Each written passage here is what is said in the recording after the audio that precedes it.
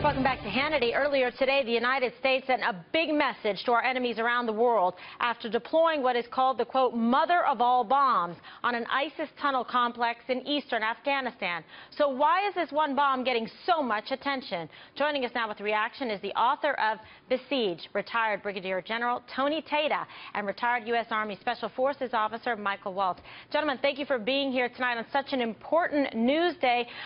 General Tata, I'll begin with you. Why was the mother of all bombs developed in the first place? Give us a little bit of flavor about this bomb.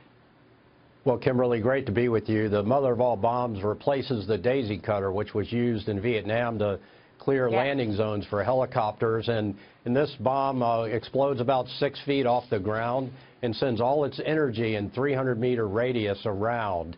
But what's really happening here is at the bigger strategic picture, Kimberly, it's almost as if for the last 8 years, the lights have been off. The Trump administration has come in and turned the lights on. There's cockroaches everywhere.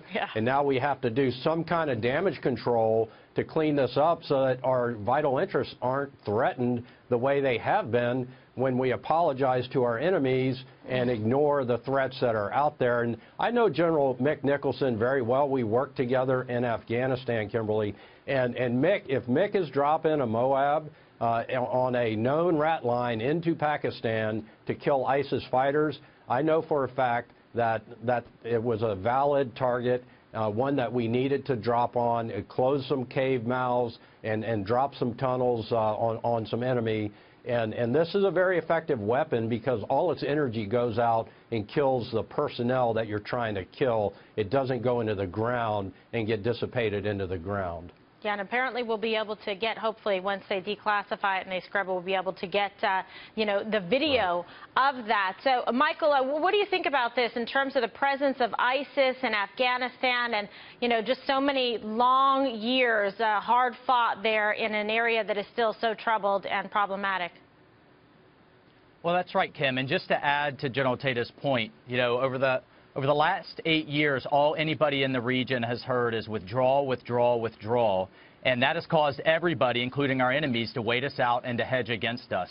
And, you know, what I think we're seeing here is a completely different message. But I'm sure a lot of viewers and a lot of folks are saying, wait a minute, this isn't what President Trump campaigned on. You know, we're going to be stuck in this forever war. But I think we've learned now, and I'm sure he is listening to his key advisors, Madison McMaster's, that you know, we cannot turn our back on the region like we did in Iraq. We cannot have another Iraq. ISIS, Al-Qaeda, and the Taliban will be resurgent in that part of the world, except it's going to be 10 times worse in that Pakistan right next door has 10 times the population and with nuclear weapons. On a tactical level, you know, if we had not sent in the Moab, it would have taken thousands of soldiers to clear those caves. And, you know, we just lost a Green Beret this last weekend. I think it was absolutely the right move. And I'm glad to see President Trump giving his generals the authority to make the right operational decisions. Certainly. And, you know, General, this is one of the things that President Trump, you know, promised to the American people, that he was going to be a strong leader, that he was going to use the mighty weight of the U.S. military to really improve national security, you know, throughout the area, because it's just been a big problem, you know, 8 years of retreat.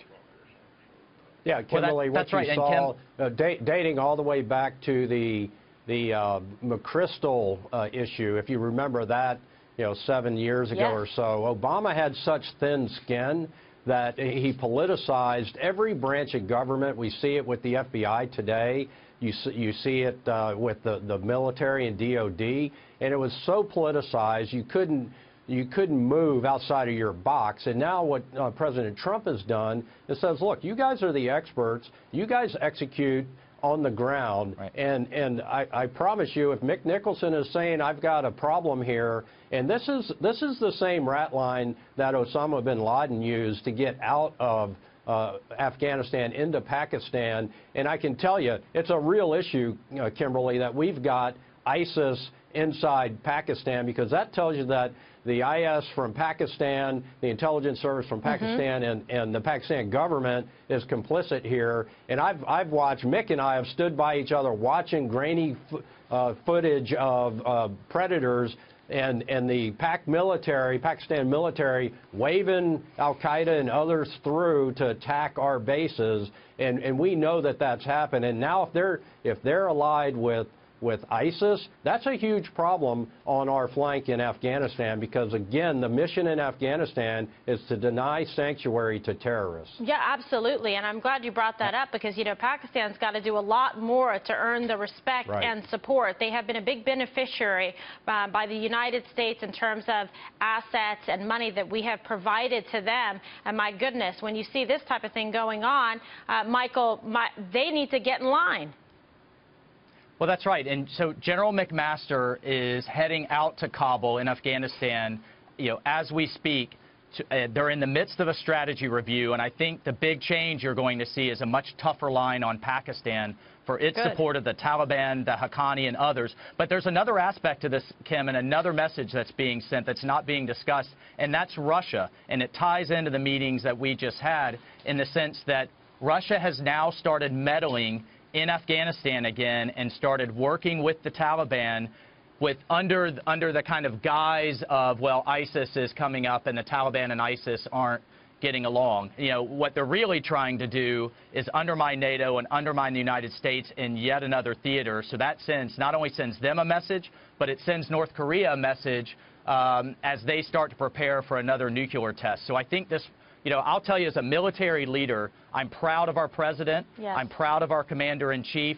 He gets it, and he understands that people in that part of the world respect strength, and we're showing it. And our diplomats are going to the table now with the weight of the United States military behind them. Now they know. Make no mistake about it. Gentlemen, thank you so much for your service and for being here with me tonight.